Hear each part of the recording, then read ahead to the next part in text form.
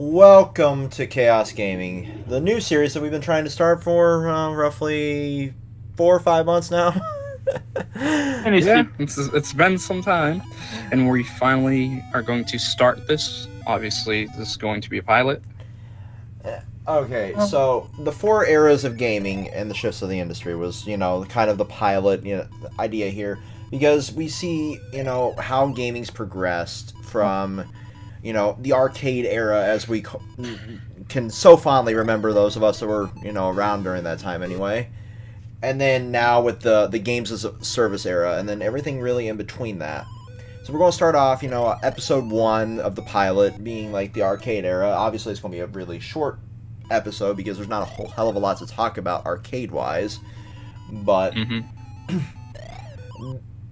my first memories of like arcade era gaming were, I didn't really have an actual traditional arcade, but what I did have was a laundromat that had arcade cabinets.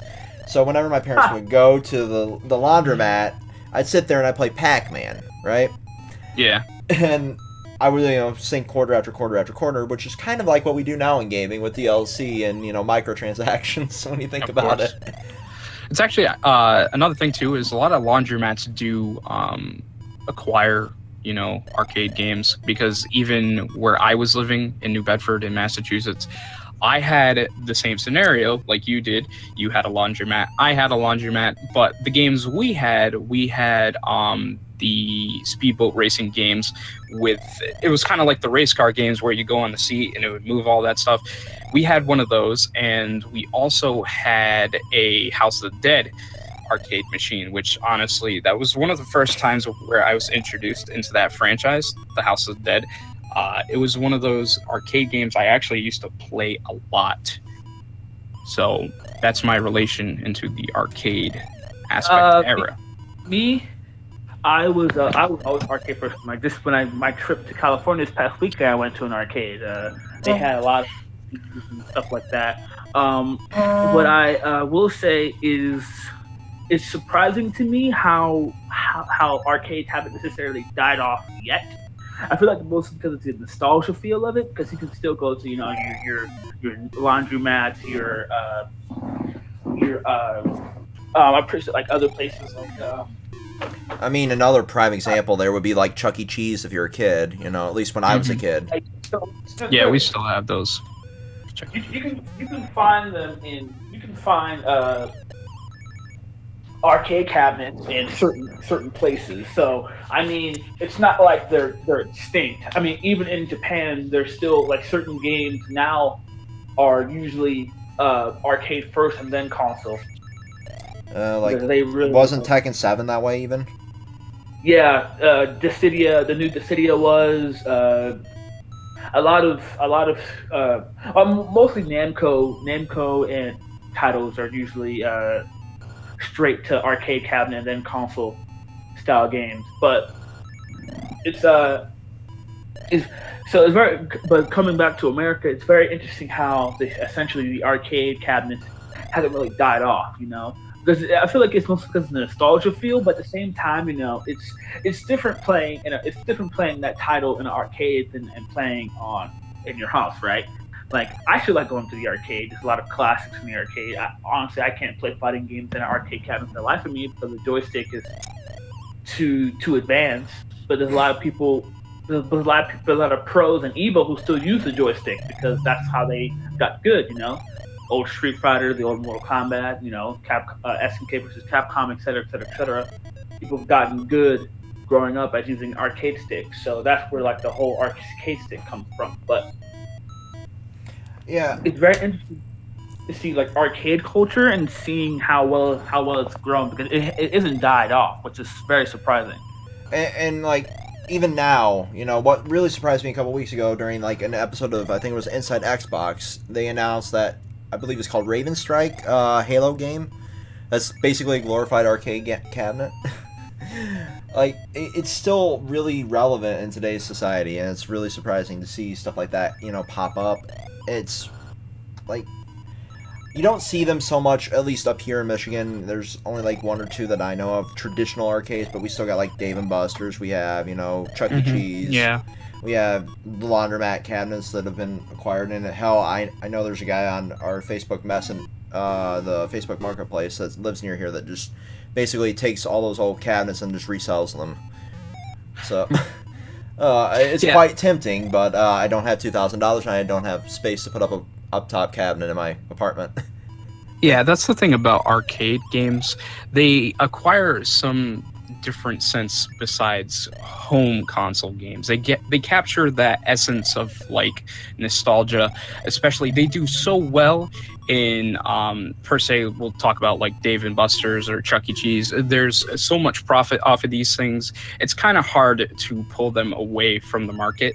And they also, it's just like, it has that experience of like, it feels so good to just go to like an arcade per se and just play one of these games and have people around you cheering you on, that kind of stuff. It's kind of cliche, but it's really cool because I've had that scenario when I was playing House of the Dead, because I've actually beat a record in one of my arcades for House of the Dead, and it was one of the biggest moments I've had, considering I've only had played through one life, meaning I had like 5 lives but no continues, and it was a really great experience that I don't think can be simulated on per se a home console. The only closest way you could probably get to nowadays is the Pro League, like esports and all that stuff. Yeah, I mean there are 2 ways, and I'm sure Billy Mitchell's fond of one of them. Yeah. He caught cheating, Billy Mitchell. But like using emulators per se. Yeah, there's like arcade style emulators, so you can have one of those. Always support the official release, but support the official release during that year. But I mean, he pans down to his laptop, and there's a row of emulators down there. But like, there's obviously, esports is the other, really big way to fucking get that rush of like, oh my god, I'm doing so great, oh my god, no, it's clutch moment, the headshot, motherfucker, we won, CS:GO in a nutshell with the AK-47. No skill. With esports though, I have to admit that esports is kind of hype in the sense of the sports wise, because I mean, it's something fun. Like, even like when you're just playing online Overwatch or etc. with your friends, and you guys get like, and your friends get play as a game when you guys win. It feels very good winning something with a group of friends that you've known for a while, right? So I understand that aspect of it, in the sense of it's very nice to win a hard-earned game with your friends. Accomplishment. And that's why playing multiplayer games with friends is like so unique, is because you have people who essentially who you work together with, and you guys essentially won. So I understand that aspect of it. Yeah, and see, that's something that you and I, Thurman, we've streamed like Team Overwatch and shit like that, along with Chris, if he ever wants to join the series. But like, there's a lot of that in the team aspect of it, that same feeling essentially. But what differentiates arcade, at least for me, is you're having to communicate in person instead of over comms, and that's so say you and your buddy are playing some freaking on-rail shooter there at the mall, because one of our arcades around here happens to be in the mall. There's that you're having to talk to each other face to face, and that you get a little bit more depth for what they're really meaning, instead of I don't know if it's just me, but you can't really tell if somebody's being a sarcastic asshole online.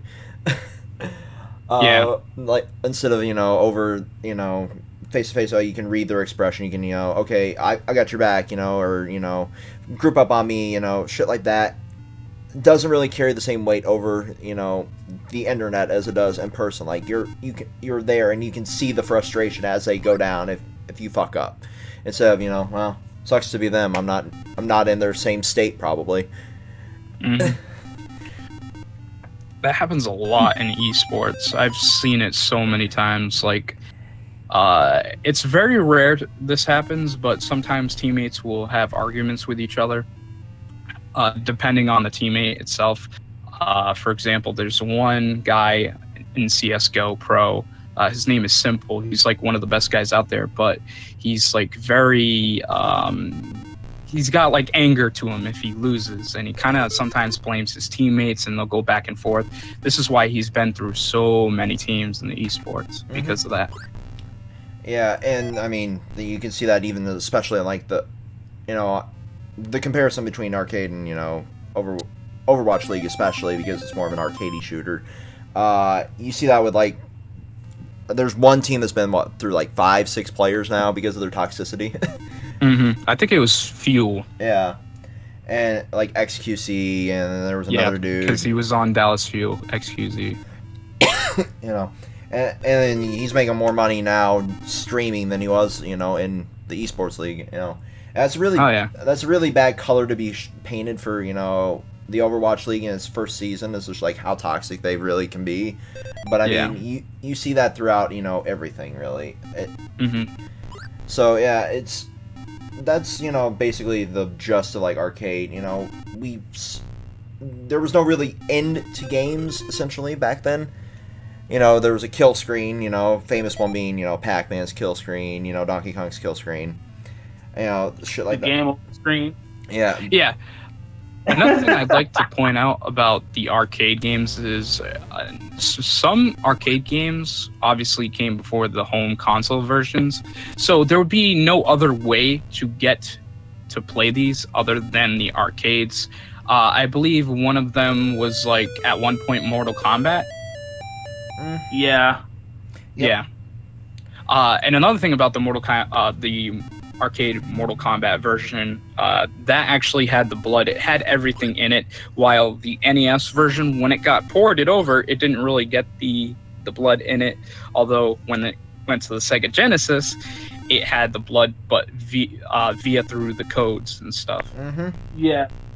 So I mean, it was that's one thing that because I mean, going to the arcade was considered like you're going to like essentially going to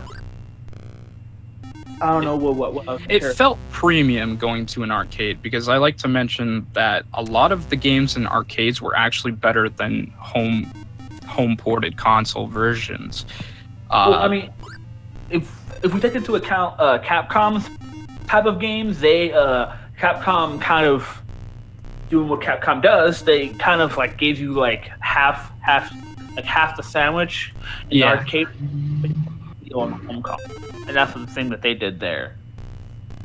Because Marvel vs. Capcom 2, the arcade version was different than the home version, which is which I guess makes sense, but And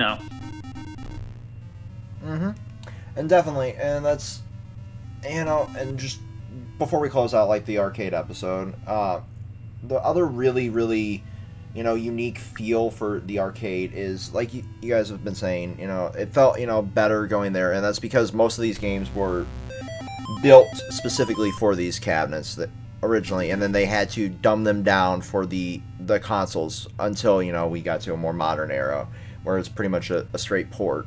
But back in the day when we first had like Mortal Kombat, your Pac-Man, even shit like that, even it was a more dumbed down, compressed version. That's why it felt more natural on these big fucking machines that were basically computers versus a cobbled together dummy terminal that we got back in the day.